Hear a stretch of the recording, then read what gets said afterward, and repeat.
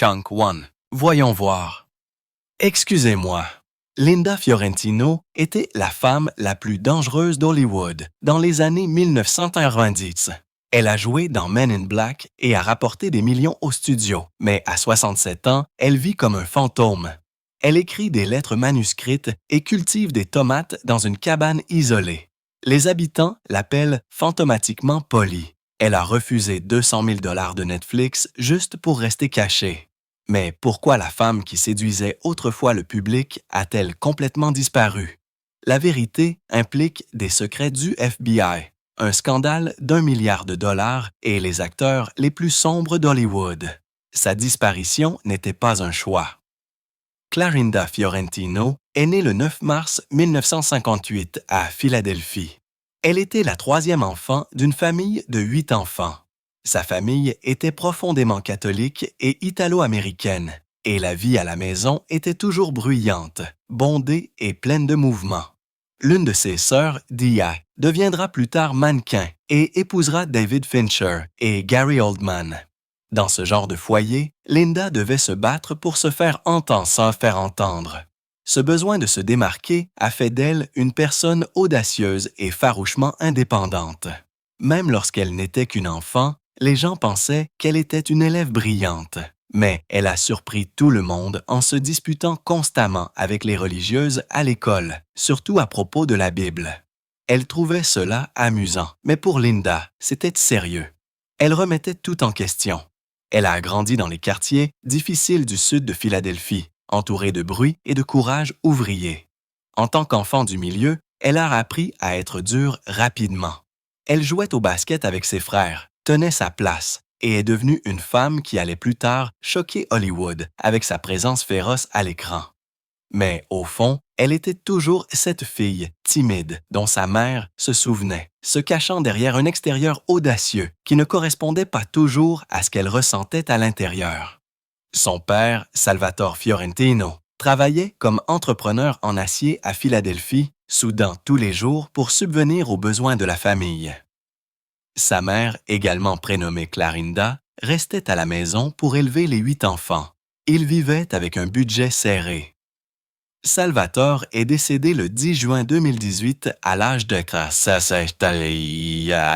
93 ans.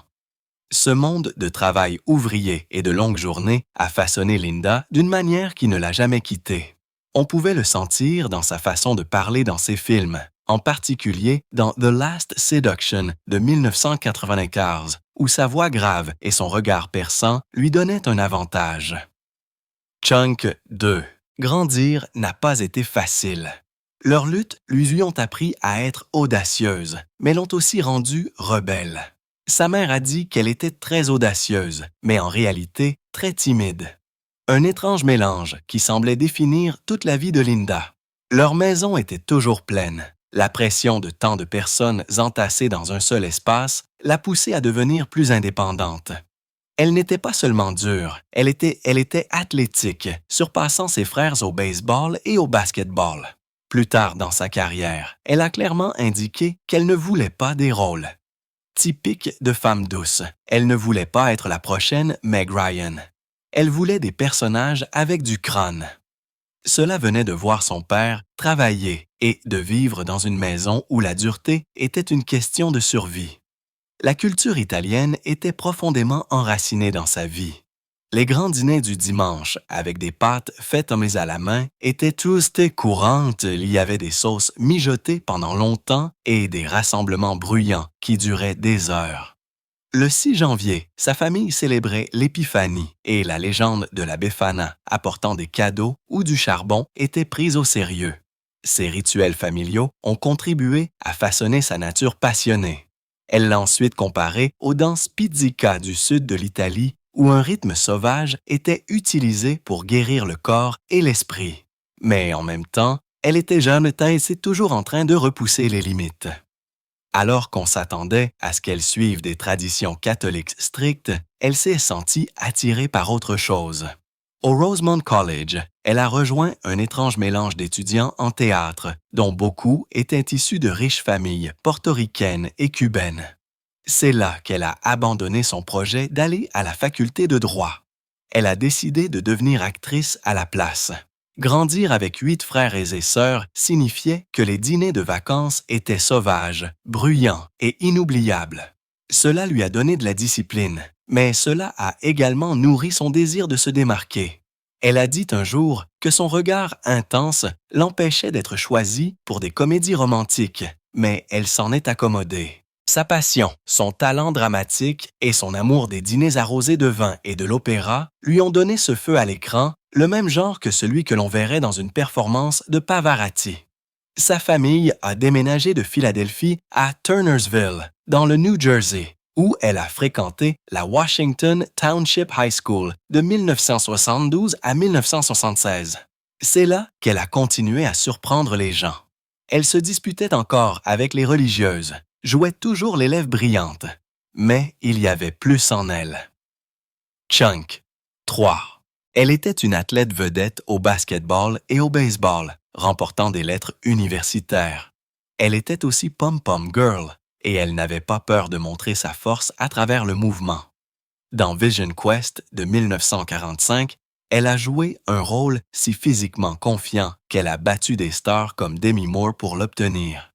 Les années qu'elle a passées au lycée l'ont changée. Le passage des rues de Philadelphie à la vie plus tranquille de la banlieue du New Jersey l'a aidée à devenir quelqu'un qui pouvait passer d'un monde à l'autre. À la maison, elle était aînée. Elle était l'une des 8 enfants avec un père soudeur et une mère au foyer. À l'école, elle est devenue quelqu'un que les gens remarquaient. Après avoir obtenu son diplôme en 1976 à l'âge de 18 ans, Linda a poursuivi des études de sciences politiques au Rosemont College et a terminé ses études en 1980. Elle y a également étudié la photographie, travaillant dans des chambres noires et apprenant à capturer des moments avec précision. Cette compétence ne l'a jamais quittée depuis 1987. Elle est active en tant que photographe. Elle était sur la voie de la faculté de droit, mais un professeur a complètement changé son cours. Il lui a dit qu'elle devrait être sur scène. Elle a fait le saut. Tout en jouant dans des pièces de théâtre universitaires avec ses nouveaux amis du théâtre, quelque chose s'est enclenché. Elle n'aimait pas seulement jouer, elle en avait besoin. Cette période à l'université était pleine d'expériences. Mélanger un travail académique sérieux avec un exutoire créatif qui la faisait se sentir vivante. Son amour de l'argumentation, la même audace qui se heurtait aux religieuses, était le même feu qui lui a valu des rôles dans des films sombres et mélancoliques comme The Last Seduction, Their Edge. Pour joindre les deux bouts, pendant ses études, Linda a travaillé à temps partiel comme serveuse à Philadelphie. Ce n'étaient pas seulement des emplois, c'étaient des salles de classe. Chaque client, chaque quart de nuit tardif ajoutait quelque chose à elle. Elle observait les gens de près. Cela l'a aidée à construire des personnages. Cela l'a également rendue dure. Plus tard, lorsqu'elle a déménagé à New York et a commencé à travailler comme barman au Kamikaze Nightclub avec Bruce Willis, elle a utilisé les mêmes compétences pour survivre. Elle observait toujours, apprenait toujours. Cette confiance débrouillarde l'a aidée à se faire remarquer. En 1985, lorsqu'elle a joué Carla dans Vision Quest, les critiques ont salué la façon dont elle parlait calmement. Roger Ebert a dit qu'elle obligeait les gens à écouter. Chunk 4. Ce n'était pas du théâtre. C'était réel. Elle l'avait vécu. Chaque quart de travail tardif, chaque client impoli, chaque fois qu'elle devait sourire alors qu'elle n'en avait pas envie, tout cela se voyait à l'écran. Au moment où elle a joué dans The Moderns en 1988, Variety l'a qualifiée d'idéale pour les rôles de séductrice qu'elle obtenait avec facilité. Juste après l'université en 1980, Linda a déménagé à New York et s'est inscrite à des cours à l'International Center of Photography. Elle s'était concentrée sur les portraits en noir et blanc, ce sur quoi elle travaille encore aujourd'hui. Son souci du détail vient de ses premières leçons. En même temps, elle a rejoint le Circle in the Square Theatre School pour étudier le théâtre. Elle jonglait avec les deux formes d'art à la fois. Sa photographie l'a aidée à comprendre les visages, l'émotion et le silence. Tout cela a fini dans ses performances de Des années plus tard, elle réalisait des documentaires sur l'autisme et le diabète juvénile. Mais même à l'époque, elle apprenait à raconter des histoires humaines. Pendant ce temps, elle a travaillé comme barman et a noué des contacts. Son travail de photographe, sa formation d'actrice et son travail de nuit se sont tous fondus en une seule vie. Lorsqu'elle a improvisé une scène dans The Last Seduction, escaladant une clôture et choquant l'équipe, ce n'était pas seulement du talent. C'était un instinct construit à partir de tout ce qu'elle avait vécu. Au début des années 1970, Linda a commencé à sécher l'école pour assister à des projections de films underground à Philadelphie. Elle était encore au lycée, mais ses goûts étaient déjà en train de changer. Elle ne s'intéressait pas aux futilités hollywoodiennes. Elle voulait des histoires étranges et brutes. Cela a provoqué des disputes constantes à la maison. Ses parents ne comprenaient pas. Elle avait déjà débattu de la Bible avec des religieuses. Maintenant, elle se faufilait pour regarder des films d'avant-garde. Ces actes de rébellion adolescente ont contribué à la façonner. Dans The Last Seduction de 1994, elle a joué un personnage si dangereux et magnétique que les critiques ont dit qu'elle ne ressemblait à personne d'autre. Cette motivation venait de ses premiers jours dans des salles de cinéma sombres, loin du monde dans lequel sa famille voulait qu'elle vive. Elle n'a jamais cessé de se disputer avec eux, mais elle n'a jamais renoncé à sa vision. 5. En 1951, Linda a fait ses valises et est partie pour New York. Elle venait de terminer ses études de sciences politiques, mais ne se souciait plus de la faculté de droit. À 22 ans, elle s'est inscrite au Circle in the Square, où elle a étudié avec des légendes du théâtre comme Theodore Mann et Paul Lebon. En moins d'un an, elle jouait dans de petites pièces off-Broadway. Dans une représentation de 1941 de La Mouette de Tchekhov, sa version de Nena a suscité des murmures sur la scène théâtrale. Elle n'a pas été payée, seulement des pourboires de son travail de barman, mais elle est restée case dans le jeu. Elle a partagé des quarts de travail au Kamikaze avec Bruce Willis et a parfois gagné seulement 50 $ par semaine. À un moment donné, elle a auditionné pour 47 rôles en une seule année. Elle n'en a obtenu aucun. Elle a failli abandonner. Un soir, elle a manqué son couvre-feu et a fini par dormir sur un banc de parc. Mais elle n'a pas abandonné. Cette vie new-yorkaise difficile l'a construite. Entre 1941 et 1983, Linda a auditionné pour plus de 30 feuilletons. Les directeurs de casting lui ont dit qu'elle était trop intense. Ils ont dit que son regard était prédateur et ne fonctionnait pas pour la télévision. Elle n'a pas décroché un seul emploi en 18 mois. En 1982, elle a été rappelée pour As the World Turns, seulement pour se faire dire qu'elle effrayait la caméra. Mais elle n'a pas changé. Elle s'est appuyée sur cette intensité. Et en 1985, elle a décroché Vision Quest. Son regard est devenu son arme. Des années plus tard, en 1992, elle a été rejetée de Basic Instinct pour avoir une poitrine trop petite, mais elle s'en fichait. Au milieu des années 1990, elle gagnait $1 million par film. En 1983, fauchée et sur le point d'abandonner, Linda a accepté un emploi de mannequin à Milan. Elle a posé pour Versace et Armani. Elle a fait 12 couvertures dans des magazines et a gagné 5 000 $ par séance photo. Une séance a duré 3 jours à Rome par une chaleur de 90 degrés. Elle a failli s'évanouir, mais a terminé le travail. L'argent a payé son loyer et ses cours de théâtre. Chunk sait, même si elle détestait être objectivée, elle a accepté 60 000 $ cette année-là. Elle a dit plus tard que ses emplois étaient creux, mais qu'ils ont gardé son rêve en vie. En 1984, elle a fait un choix qui a choqué sa famille. Elle a légalement changé son nom de Clarinda en Linda. Des agents lui avaient dit que le nom était trop ethnique et nuirait à ses chances à Hollywood. Cela lui a coûté 200 $ pour déposer les documents. Sa mère a dit qu'elle avait l'impression d'une trahison, mais cela a fonctionné. En février 1985, Le Monde a eu son premier aperçu réel de Linda Fiorentino lorsqu'elle a endossé le rôle de Carla dans Vision Quest. Elle n'était pas seulement un autre joli visage à côté de Matthew Modine. Elle jouait une artiste itinérante qui avait une sorte de mystère tranquille qui persistait.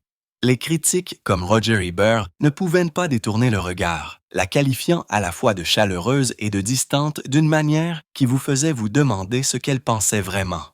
Dans les coulisses, la chimie entre Fiorentino et Modine a dû être refaite encore et encore, jusqu'à ce qu'elle atteigne un niveau que le réalisateur a trouvé électrique.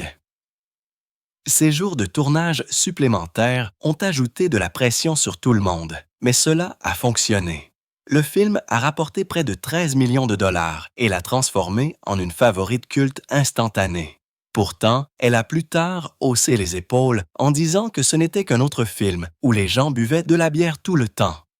Quelques semaines plus tard seulement, en mai de la même année, elle était de retour à l'écran dans Gotcha, jouant Sacha, une espionne tchèque secrète entraînant un étudiant américain dans une toile dangereuse. Ce n'était pas seulement du dialogue et du glamour. Elle s'est s'élancée dans des scènes de poursuite à travers Berlin, y compris un tournage de nuit si intense qu'il a failli se terminer par un accident. La pluie tombait à verse, les pneus glissaient et une collision l'a à peine manqué. L'équipe a dû tout arrêter pendant 2 heures. Elle a refusé de laisser une doublure cascade intervenir.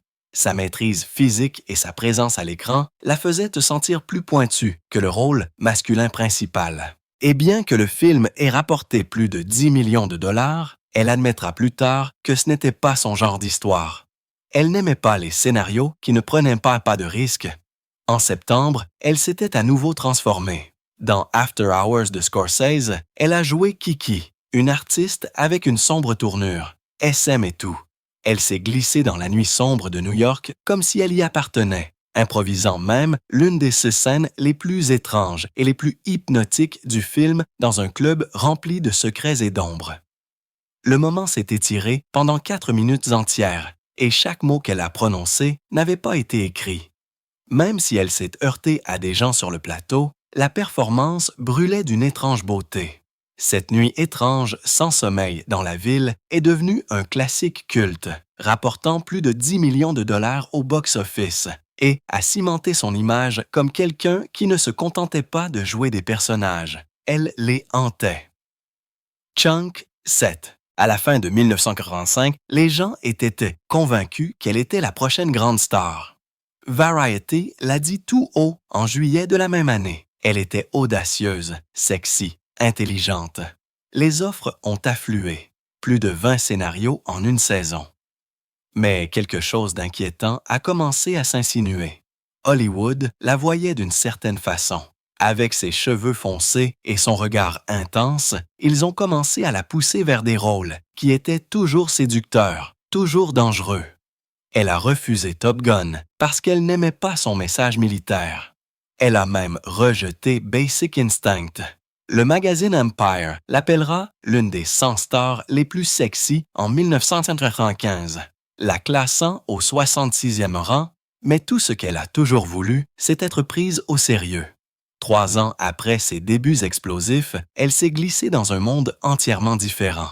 Dans The Moderns de 1988, elle a joué Rachel, une Américaine dérivant dans le Paris des années 1920, empêtrée dans l'amour, la jalousie et l'art. C'était son monde. Elle avait étudié la photographie à l'International Center of Photography de New York juste l'année précédente. Elle a même essayé de parler français sur le plateau, bien qu'elle ne connaisse pas vraiment la langue. Cet effort brut a donné à ces scènes une sorte de beauté tremblante, en particulier une où son mari contrôlant lui rasait les aisselles avec un rasoir droit. Intime et terrifiant. Le film n'a pas récupéré son budget, rapportant seulement 2 millions de dollars contre un coût de 3,5 millions de dollars, mais sa performance était douce et hantée. On pouvait déjà voir la femme fatale se former. Puis 2031, et avec lui un petit film appelé Queen's Logic. Personne ne l'a vraiment regardé. Il a à peine rapporté plus de 600 000 dollars, mais à l'intérieur, c'était un joyau. Fiorentino jouait Carla, une femme qui en avait assez de l'immaturité et des jeux des hommes. Dans une scène, elle s'est complètement effondrée, mais elle ne jouait pas la comédie. Elle s'est inspirée de sa propre enfance dans le sud de Philadelphie, où elle a grandi en tant que l'un des 8 enfants dans une maison italo-américaine bruyante. Son émotion était si réelle qu'elle a choqué ses co-stars. Elle avait l'air de quelqu'un qui retenait ses larmes depuis des années. Cette performance s'est démarquée même dans une distribution pleine de stars.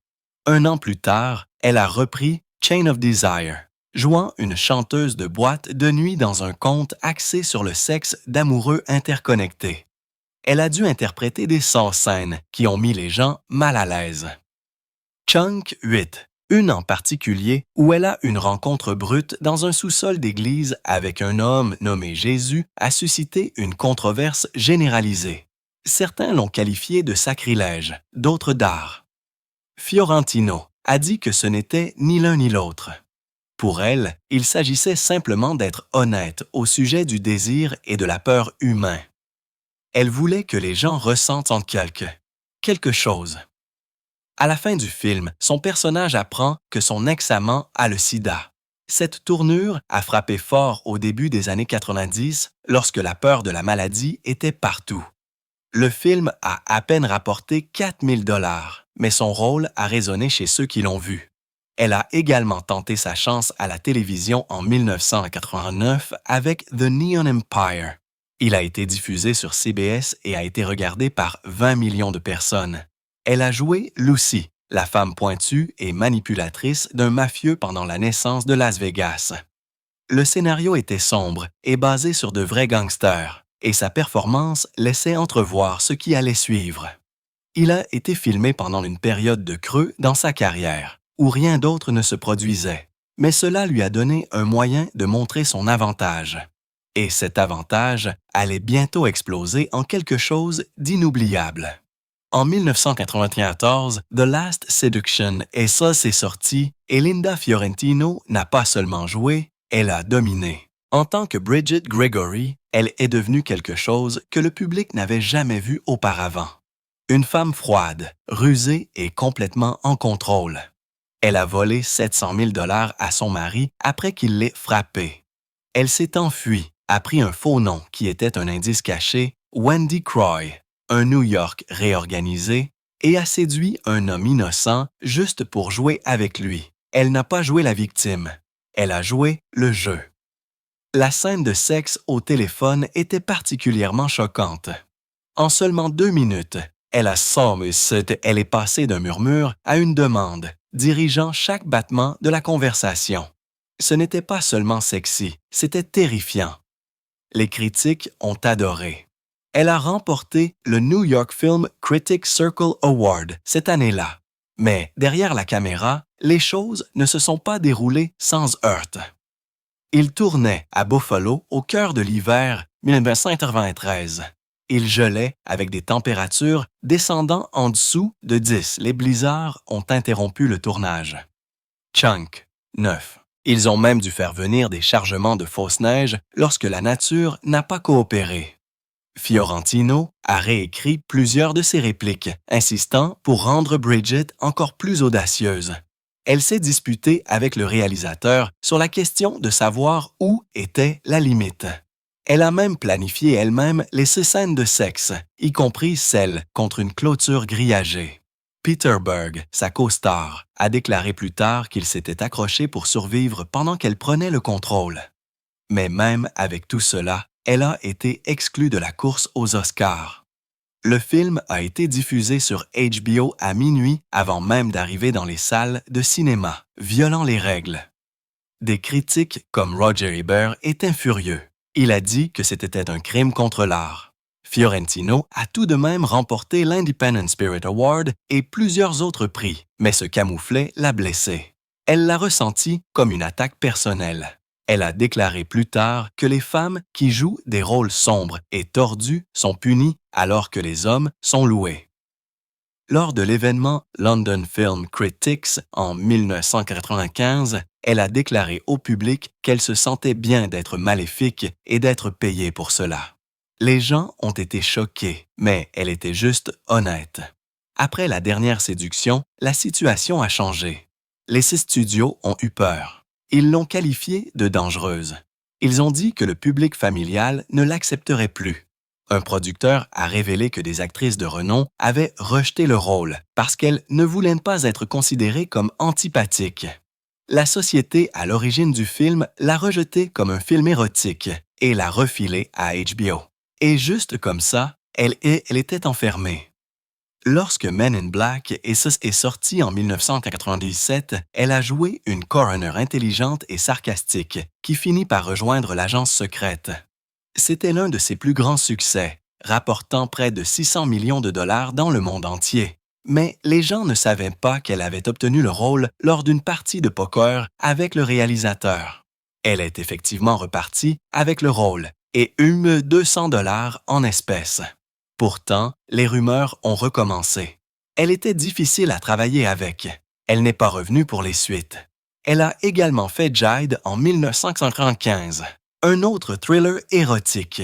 Elle a joué une psychologue prise dans un meurtre et des jeux sexuels. Chunk 10. Une scène de voiture était si explicite que les censeurs ont coupé plus de 2 minutes. Le réalisateur a dit qu'elle avait été massacrée. Le film a échoué au box-office et les commérages sur les affaires sur le plateau n'ont fait qu'empirer les choses. En 1996, elle a essayé quelque chose de différent dans Larger Than Life avec Bill Murray. Elle a travaillé aux côtés d'un éléphant de 8000 livres. Murray a déclaré plus tard, en 2025, qu'il avait pleuré lorsqu'ils ont filmé leur scène de bain finale. Pourtant, le film a été un échec. Le public ne savait plus quoi penser d'elle. Puis, en 1999, Linda Fiorentino a joué dans Dogma, un film qui aurait dû cimenter son héritage, mais qui a plutôt semé la première graine de controverse qui la hantrait pendant des années. 1 an plus tard, le réalisateur Kevin Smith a déversé sa colère dans les commentaires du DVD, l'accusant de créer le chaos sur le plateau et affirmant qu'elle ne pouvait pas supporter le fait que Matt Damon et Ben Affleck soient plus célèbres. Il a même dit qu'elle avait refusé de promouvoir le film après s'être opposée à une affiche qui exagérait son décolleté. Smith a enfoncé le couteau plus loin dans une interview au TV Guide en 2000, disant qu'elle avait apporté du drame dans une comédie. Le mal était fait. Elle a été étiquetée difficile, une étiquette qui la poursuivrait pendant le reste de sa carrière. Mais près de 2 décennies plus tard, quelque chose d'inattendu s'est produit. Après que Smith ait subi une crise cardiaque en 2018, Fiorentino l'a contacté par email. Ce message a fait craquer des années d'amertume. Smith s'est excusé. Il a admis que sa remarque, selon laquelle Janine Gopp aurait été un meilleur choix, était cruelle et qu'il essayait juste d'être drôle aux dépens de quelqu'un d'autre. Il a loué le travail de Fiorentino, prenant enfin une partie du blâme pour les rumeurs qui ont presque détruit son image. Mais à ce moment-là, les dommages étaient déjà profonds. En 1997, Men in Black a rapporté plus de 549 millions de dollars et l'agent L de Fiorentino était clairement en train d'être positionné comme la nouvelle partenaire de Will Smith. Mais lorsque la suite s'est sortie en 2002, elle avait tout simplement disparu. Pas de mort dramatique, pas de fin héroïque, juste une ligne rapide et jetable disant qu'elle était retournée à son travail de médecin légiste. Les murmures étaient assourdissants. Les rumeurs affirmaient que Tommy Lee Jones avait refusé de revenir à moins qu'elle ne soit renvoyée, soi-disant en raison de frictions entre eux pendant le premier film. Personne ne l'a officiellement confirmé, mais ces histoires se sont répandues comme une traînée de poudre. Hollywood avait son bouc émissaire et son absence de la franchise n'était qu'un autre coup dur qui l'a fait disparaître plus vite. En 2002, elle a joué dans Liberty Stands Still, un thriller avec Wesley Snipes, où elle a joué une dirigeante d'une entreprise d'armes à feu, retenue en otage dans une cabine téléphonique. Il avait une intrigue effrayante et un message opportun, mais il a fait un flop, rapportant moins de 600 000 dollars. Chunk 11. Malgré son budget de 11 millions de dollars, il est sorti directement en vidéo dans la plupart des endroits. Les critiques ont adoré sa performance, mais on démolit le scénario et la réalisation. Le film n'avait pas de soutien, pas d'élan et aucune chance réelle. Il a juste disparu, un peu comme elle commençait à le faire. Son talent était là. Les rôles ne l'étaient pas. Puis, elle a disparu pendant 7 ans. En 2009, elle a fait une petite apparition dans Once More with Feeling, une comédie discrète sur les rêves de karaoké. Il n'a pas rapporté d'argent, a à peine atteint le public et n'a jamais fait les manchettes. Mais pour ceux qui l'ont remarqué, il était clair que c'était sa sortie. À partir de ce moment, Linda Fiorentino est devenue un fantôme dans l'industrie. Ce qui a vraiment brisé sa carrière, ce n'est pas seulement quelques mauvais rôles ou des conflits de personnalité. C'est la façon dont Hollywood a décidé de la marquer. Les mots de Kevin Smith en 2000 lui sont restés collés comme de la glu. Des histoires de Men in Black ont suivi, mais des murmures plus profonds ont raconté une histoire plus sombre. En 1998, lors du casting de Dogma, elle aurait refusé les avances de Harvey Weinstein. Il ne voulait pas du tout d'elle dans le film. Et après qu'elle ait obtenu le rôle, de toute façon, certains pensent qu'il a tranquillement déclaré la guerre. Un tweet en 2024 a ravivé cette théorie, affirmant que Weinstein a orchestré une campagne de dénigrement qui a détruit sa réputation. En 2009, elle était passée de star de 15 films dans les années 90 à seulement 4 au nouveau siècle. L'industrie a fermé ses portes. Le plus grand choc est survenu en 2008 lorsque le nom de Fiorentino a fait surface dans le scandale d'écoute téléphonique d'Anthony Pellicano. Elle avait eu une liaison amoureuse avec l'agent du FBI Mark Rossini et avait utilisé cette relation pour accéder à des fichiers classifiés sur son ex, le milliardaire Stephen Bing. Rossini, un vétéran de 17 ans, a enfreint la loi pour elle, accédant au système du FBI plus de 40 fois. Il a finalement plaidé coupable et a été condamné à 12 mois de probation et à une amende de 5 000 $ en 2009. Fiorentino a transmis les fichiers à l'équipe de défense de Pellicano. Elle a affirmé que tout cela était pour un scénario, mais la vérité semblait plus étrange que la fiction.